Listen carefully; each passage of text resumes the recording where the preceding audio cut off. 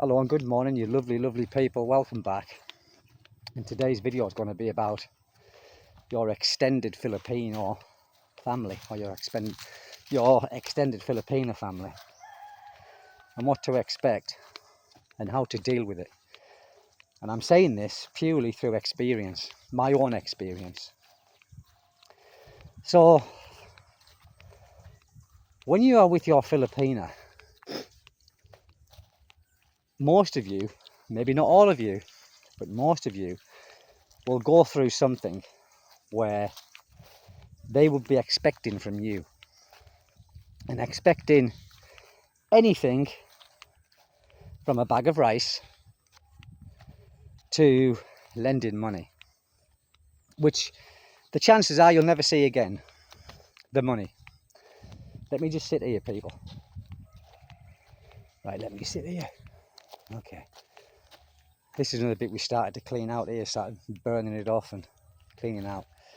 So people, this is a warning, okay, and how to deal with it and how not to make a rod for your own back. And I'm sorry I've got these on, but it's very bright and it hurts my eyes. So, but talking to you on here, they're above my head. I don't want to look a proper twat, do I? Talking to you with sunglasses on. So people, what happened to me, and for you that has been following the channel from the very beginning, you will know a bit of this story.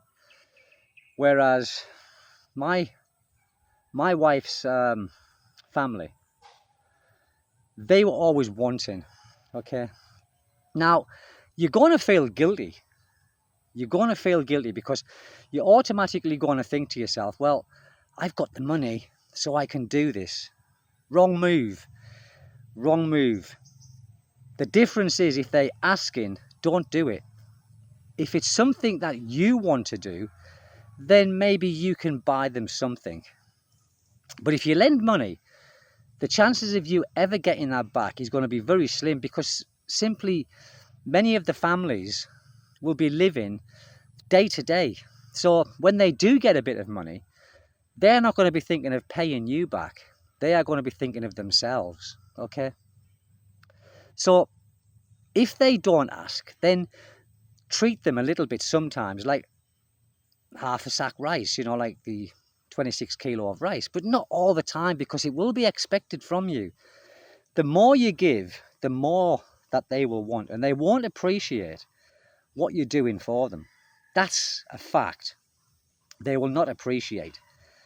So what you've got to do, people, you've got to be cruel to be kind, and it will work out better for you in the long run, because it's not going to put that burden upon you.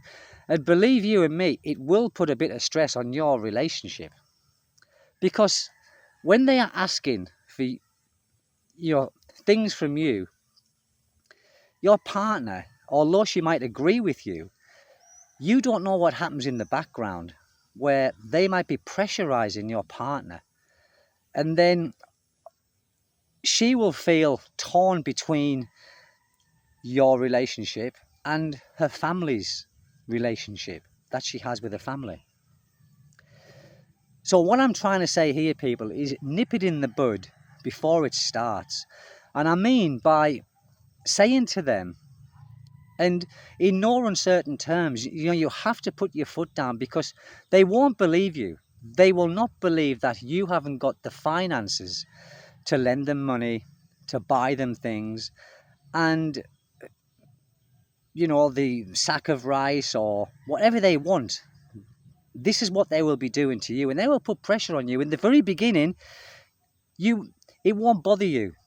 But what I'm saying is, from the very beginning, don't do it, which is where I went wrong. I did do it from the very beginning, and I was giving this and giving that, and in the end, they were wanting money for washing machines.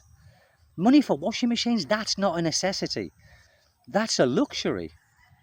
And because I denied them that, then all of the things that I had done for them in the past, I didn't lend them money, I give them money, because I never got it back. And I didn't know all this.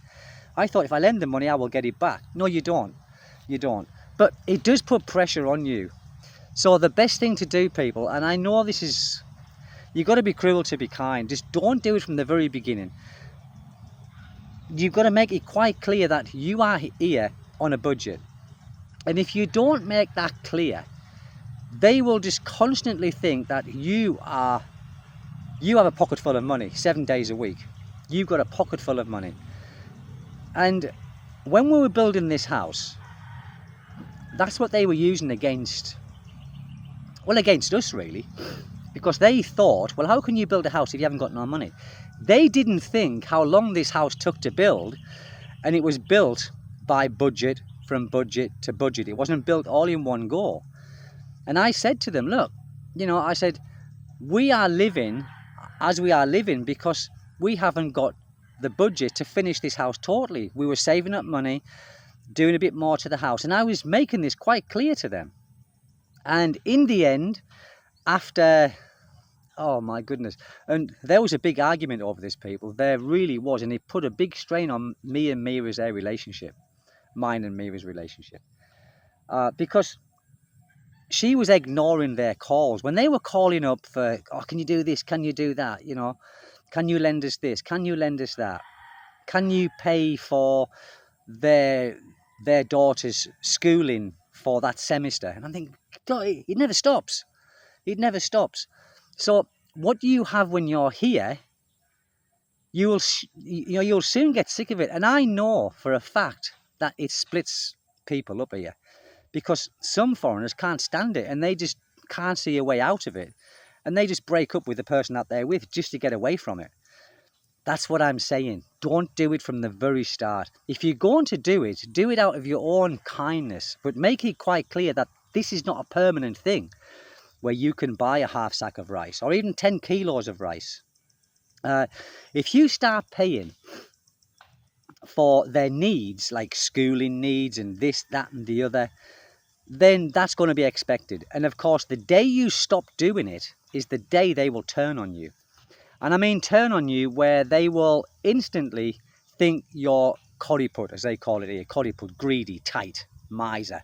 That's how they think. And that's what they will say about you. They will say behind your back, oh, he's koriput, he's very greedy, he's selfish. Not realising that we have only enough money for ourselves, and we've got a family. And this was the argument that my wife was putting to them, was we've got our own family now. We had Cain at the time. Zach wasn't born, and they just did not believe it, and they were on it. So in the end, my wife just blocked them. She blocked them from the Facebook. She blocked them from every contact that they would contact her on. And after a while, they kind of come round to the fact that, well, maybe Stephen hasn't got the finances to do this. And then they were perfectly fine. And now, after, oh God, it took a long time. But now they are actually fending for themselves, because bearing in mind, people, when you're helping them out, they will be lying on their back and just, not worrying about finding work, not worried about supporting themselves, because they will be looking at you as that financial cash cow, and the more lazy that they will become.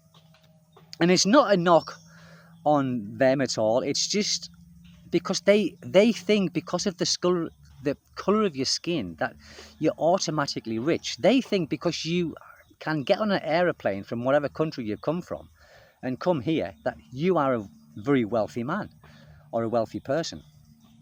They don't think that, you're sacrificing everything in your home country to come here, and we are on a budget, we are on a limited amount of money that we have for ourselves every month. They don't think that. They just think your pocket is so deep and you can do this and do that. Well, the warning I'm giving you people is because of the experience that we went through here. And like I said, it nearly broke us up. Not my wife, but me, because I was fed up with it. I was fed up with what they were talking about and how they were treating Mira and how they were blanking me, so to speak, because I said blatantly no. And I said no the day that they said to Mira, can Stephen lend us some money so we can get a washing machine? I'm thinking, hold on a minute. And I was already pissed off, before that time anyway, because of the wanting. But that was the nail in the coffin that stopped me doing everything. And it was the best thing that we did. It was the best thing that I done anyway.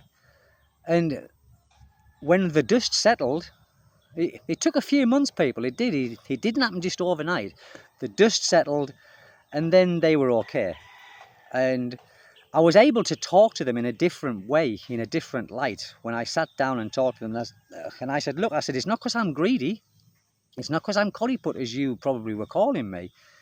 It's because I haven't got that financial capacity to be able to just keep doing this and doing that.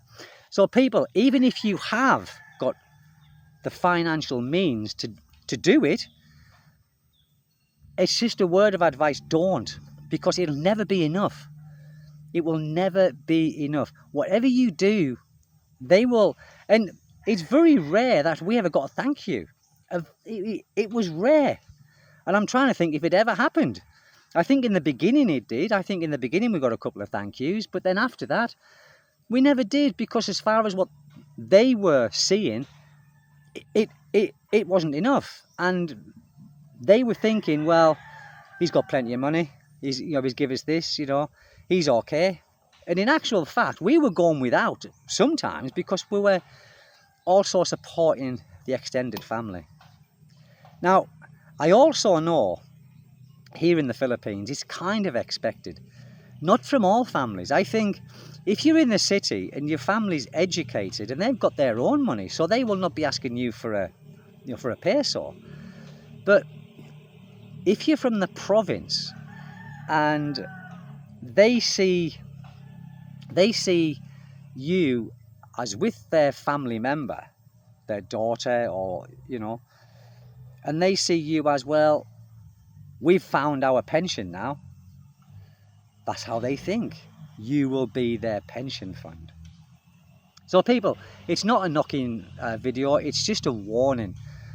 And even some Filipinos that we've spoke to, and this was a while back, have said that they've had to move away from their own families because they were working and their families never stopped asking them for money. And it is expected here. When your kids go to work, they don't think of their own kids having to survive in this big bad world, with their own rent or whatever they're doing. They expect their kids to give them all of the money that they earn. And it's not right.